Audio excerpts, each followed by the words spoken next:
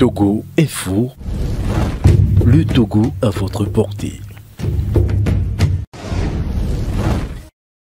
Je me dis que enfin des langues se délichent, des voix plus porteuses s'élèvent. Et si cela vient du secrétaire général de l'ONU, je me dis que à la limite, ils sont à la limite, ils sont débordés. Et c'est ce qui fait dire son ras-le-bol. C'est un ras-le-bol qu'il est en train de dire. Et cette pandémie dite du Covid, puisque c'est comme ça qu'on l'a qualifié, est un moyen par lequel beaucoup d'États essayent de museler, comme on a tenté de me le faire également ici, de museler toutes les voix dissonantes ou de carrément les mater. Certains se sont vus écartés de leur classe sociale, d'autres ont été honnis et d'autres encore ont laissé la vie. Je me rappelle ce qui s'est passé contre Raoul, le professeur Raoul en France, et bien d'autres encore, et qui n'ont pas quand même, qui ne se sont pas laissés faire. Le professeur Raoul, dans une sortie dernière, avait encore enfoncé le clou. Et lorsque carrément il démystifie le virus là, et il trouve que les mesures sont disproportionnées par rapport à la riposte contre ce virus. Voilà à peu près ma réaction. Si je voudrais m'accorder ou m'attarder un peu sur la sortie de M. Antonio Guterres. Vous avez vu dans notre pays une voix opposante s'élever. Presque, c'est comme si l'opposition n'existe pas. On a fait taire toute la classe politique de l'opposition et on les amène à de la villégiature pour des élections qui vont arriver. Il faut qu'on prépare.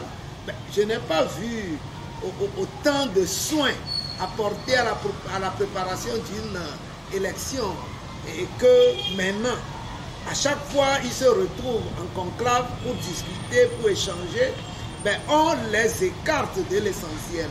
Aujourd'hui, la préoccupation de ce peuple n'est pas les consultations électorales, c'est beaucoup plus leur pandémie de corona.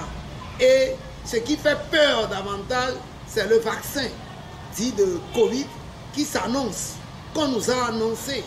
Et nous savions qu'ils avaient déjà eu ça. S'ils nous amusent en disant ça va arriver la semaine prochaine, c'est tant mieux.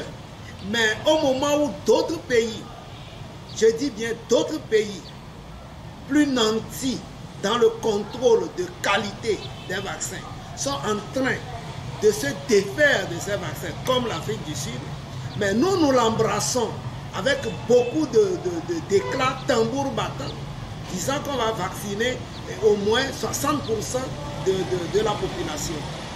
Au moment où les gens clament aux effets secondaires et disons dégradants, nous on fait fi de ces effets et on fait croire que c'est naturel, qu'il n'y aura rien. Je ne sais pas sur quoi les nôtres se basent. Mais moi, à apprendre que le vaccin est conservé à moins 80 degrés, moins 80 degrés, c'est-à-dire que cette température est 80 fois moins que la température de la glace. Donc 80 fois plus dur que le glaçon. Lorsqu'on va l'injecter, même si ce n'est pas du vaccin, que c'est de l'eau distillée seule, conservée à cette température, et qu'on l'inocule à quelqu'un, la personne va faire des thromboses. Puisque la température là est telle que ça va commencer par créer des petites boules dans nos sangs. Pourquoi on n'en a pas fait un vaccin sous-épidermique et que c'est de loin, vaccin qu'on nous plonge de loin et dans nos vaisseaux. Pourquoi? Donc ça fait peur, quoi qu'on dise. Nous qui sommes avertis de la chose, je me moque de tout ce qu'ils peuvent dire. Lorsqu'on parle de biologie, il y a peu qui peuvent tenir l'argumentaire à moins de réciter les leçons des plantes. Il y a peu qui peuvent faire des analyses biologiques, pas avec les machines, mais analyse de qualité, analyse de réaction, ainsi de suite sur l'homme. Il y en a très peu. Parce que je vois beaucoup de ces médecins-là qui aujourd'hui s'agitent, qui pourraient prescrire un seul médicament ont recours à leur encyclopédie.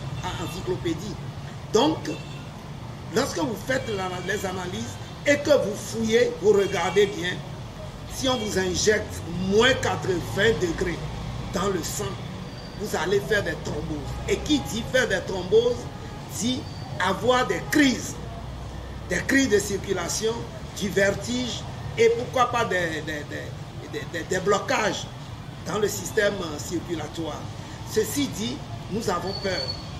Nous avons peur pour un vaccin qui pour nous ne vaut pas la peine. Pourquoi? Parce qu'il y a une maladie qu'il crie mais qui ne tue pas. Même si elle existe, elle ne tue pas. Au vu des ratios que nous avons, 82 sur 7 millions, c'est de loin insignifiant pour qu'on s'acharne à vouloir vacciner la population.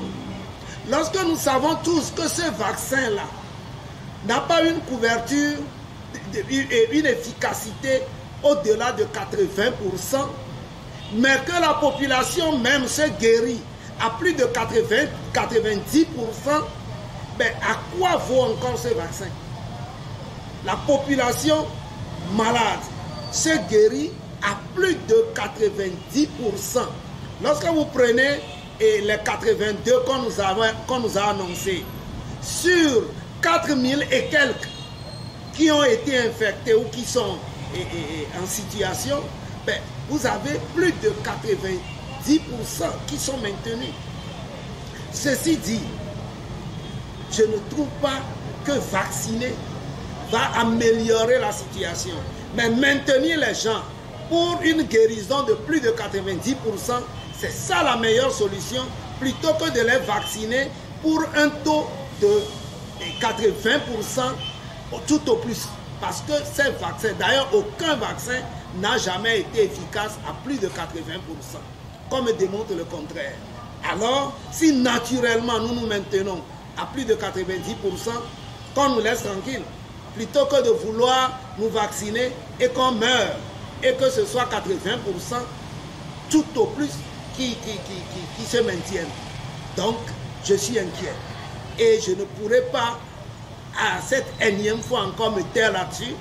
Pour l'existence du corona, on m'a dit de me taire. Je me suis tué. Maintenant, pour qu'on dise il y a vaccin, la lecture de leurs chiffres me dit que naturellement, nous nous maintenons à plus de 90%. Et ça, je me dois de le leur rappeler. C'est encore une autre problématique. Le vaccin est une autre problématique.